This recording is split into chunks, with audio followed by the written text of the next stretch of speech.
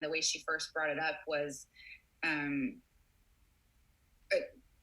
explaining issues that she was having with her own physical body. So just the uncomfortableness of being, born a female and having breasts. And she had actually brought up top surgery to me, which it was shocking for me at first. I love her, every bit of her. I think she's perfect. And so for her to not like part of her body was just, it made me sad, I guess.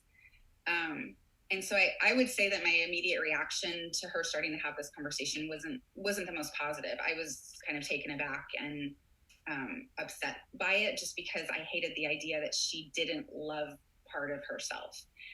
And since then, as she and I have talked more, I've come to understand it's not just that, right? It's not just the physical aspect of it.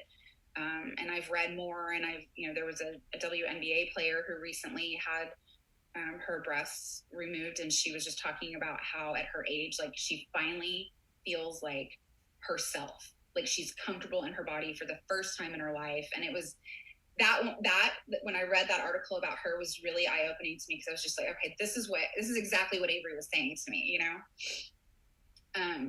so we've talked a lot about it. Like, that's the good thing about this. Like, if you've got kids that are starting to bring this stuff up, you don't have to know everything. I don't really know much at all. I know how to love my kid, though. That's like, I know that I know that I love her, and I know how to love her, and just to make her feel safe. So we'll explore these things together. So the subject of non-binary, like not really feeling strongly feminine or masculine, like you don't feel like you really fit into either of those constructed genders. Mm-hmm. So is this where the pronouns they come from? Yes. Them? Okay. Yeah. So she has expressed an interest, and you'll see this on people's, Instagram or Facebook profiles, sometimes in email signatures.